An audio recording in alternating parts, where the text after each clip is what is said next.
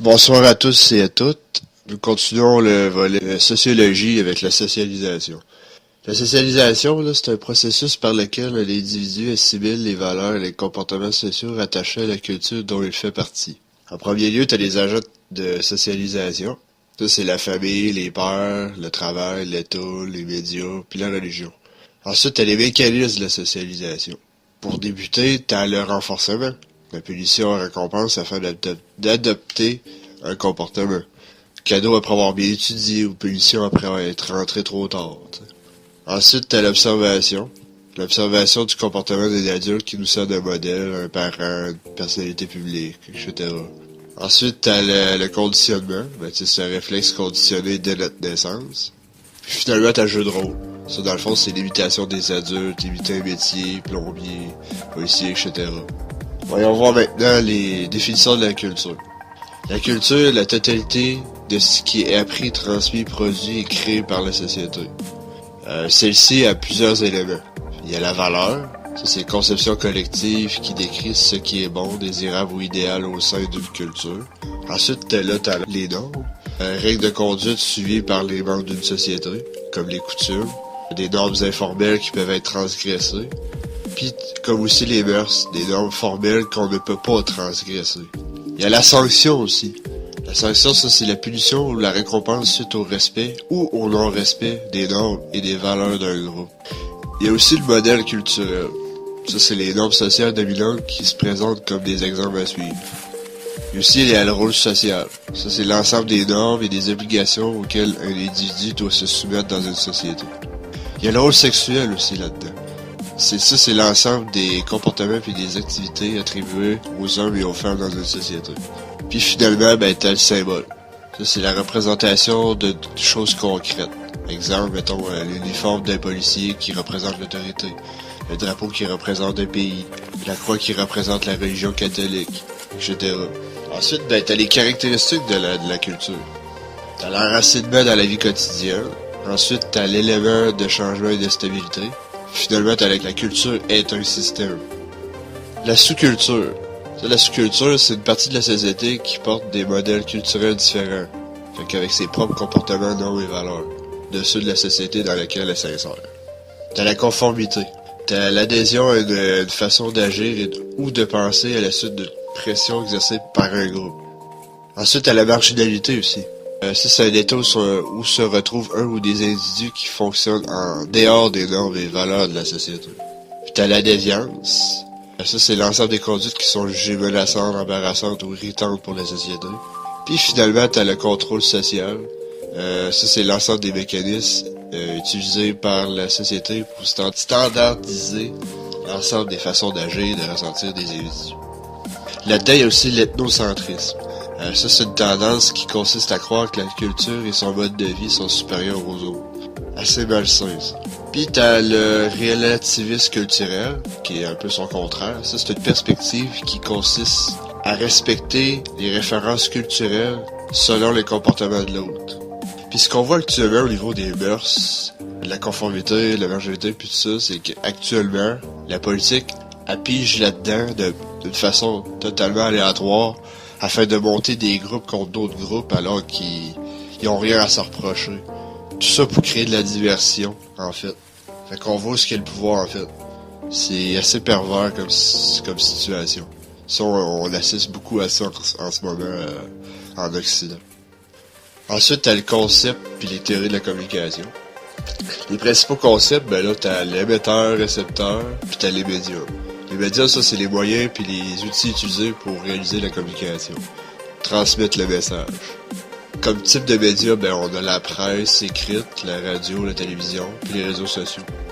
L'émetteur, c'est l'objet qui produit la communication, qui diffuse un message, puis le récepteur, c'est l'objet qui participe à la communication. Elle qui reçoit le message. On a aussi des valeurs particulières. On valorise l'adhésion à une cause sociale, politique ou idéologique. Constitue un discours militant de point de vue partisan et partiel. Ce qui arrive aussi justement avec ces adhésions-là, c'est qu'on tombe avec des gars de clocher, surtout avec les partis politiques. Si t'adoptes pas ce que le parti dit, ou tu fais pas partie de la cause, c'est facile qu'on vienne te discréditer ou qu'il y a comme une espèce de manque de respect aussi là-dedans. On a différents types de messages. Il y a le message informatif. Ben ça, dans le fond, ça renseigne d'une idée ou d'un événement. Il est descriptif, impersonnel puis objectif. Finalement, t'as le message incitatif. Fait qu'il est subjectif, il est symbolique. C'est la promotion d'un monde meilleur par la consommation ou le partage de valeurs particulières. Puis t'as le message ludique. Fait que ce type, ça relève du divertissement. C'est basé sur l'amusement, le jeu, l'émotion, l'imagination, puis il remplit comme fonction sociale la tâche de divertir le public. Il y a aussi le phénomène de l'infotainment. Fait qu'on plonge dans le sensationnalisme pour banaliser la réalité. Puis ce qui arrive aussi avec les types de messages, c'est que l'informatif, actuellement, a une tendance incitative, très subtile, puis ça peut être très dommageable en fait pour la liberté d'expression, en Occident principalement. Voyons voir les origines du développement technologique amené à la communication médiatique. Jusqu'au 18e siècle, on était dans des sociétés traditionnelles avec un type de communication directe. Avec le premier pas de l'imprimerie, donc la communication interpersonnelle, c'était à ce moment-là. Ensuite, au 19e siècle, c'était des sociétés développées avec un type de communication indirecte. Là, il y a l'industrialisation qui arrivait aussi. Il y a eu l'arrivée des médias traditionnels, fait que c'était l'âge d'or du développement technique. Au 20e siècle, c'était des sociétés post-industrielles avec un type de communication indirecte aussi. L'arrivée finalement des médias alternatifs, comme l'informatique, l'Internet, etc. Dans les années 50-60, c'était une société de l'information et des communications. Dans les années 60-70, c'était une société des communications qui adopte égalité, liberté et ouverture aux autres. Dans les années 80-90, c'est une société de l'information, expansion des médias et la presse écrite qui se diversifie. Les principaux impacts observés, c'est une direction unilatérale. Ça veut dire que le récepteur n'a aucun pouvoir. Fait qu'il est subjectif, manque de neutralité, puis ça abrutit aussi le récepteur, qui a moins en moins de sens critique. Ensuite, à la concentration médiatique, qu'on peut dire horizontale, verticale ou croisée. Horizontale, ça veut dire qu'il y en a plusieurs qui sont identiques. Verticale, c'est qu'il y a plusieurs phases de processus de production. Puis la croisée, c'est deux secteurs médiatiques différents. Les principales stratégies dans la communication, il y a l'informative. Ça, c'est être rationnel, qui raisonne et réfléchit, nous convainc avec des arguments rationnels. Principale façon de faire. Mettre en évidence les besoins que nous devons satisfaire. T'as la mécaniste. Ça, c'est être passif qui agit par habitude pour créer un automatisme. C'est comme du matraquage publicitaire, l'omniprésence du message. T'as le subjectif.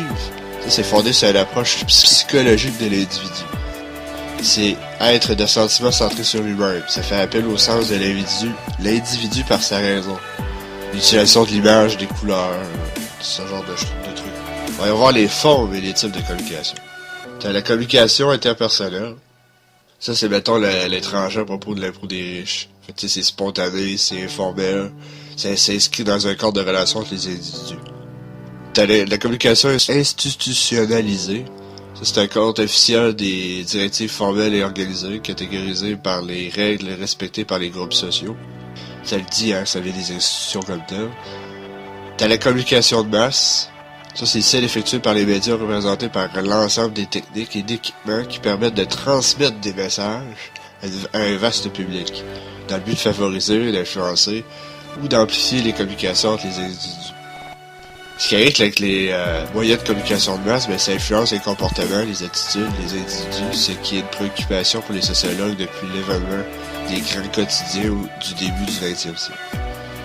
Ce qui arrive, c'est qu'il y a aussi des effets pervers avec la communication, puis ça doit être dénoncé. La formule du politicologue Harold D. Lasswell, qui dit quoi, par quel canal, à qui et avec quel effet, a défini un tel modèle. C'est ça. Il a servi à cerner la structure de la circulation d'un message, de l'émetteur au récepteur et la réception de ces derniers.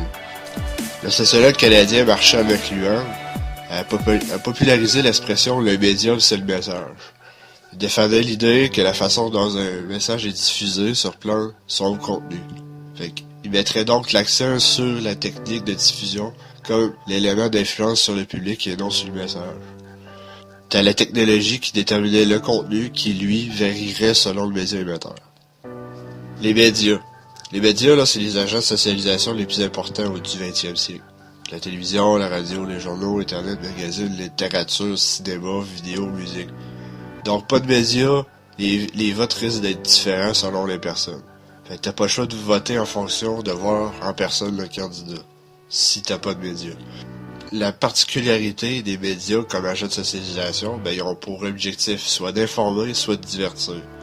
Puis les médias, c'est des diffuseurs de culture. Les médias, ça agit comme des agents de contrôle social. Ça effectue des messages médiatiques.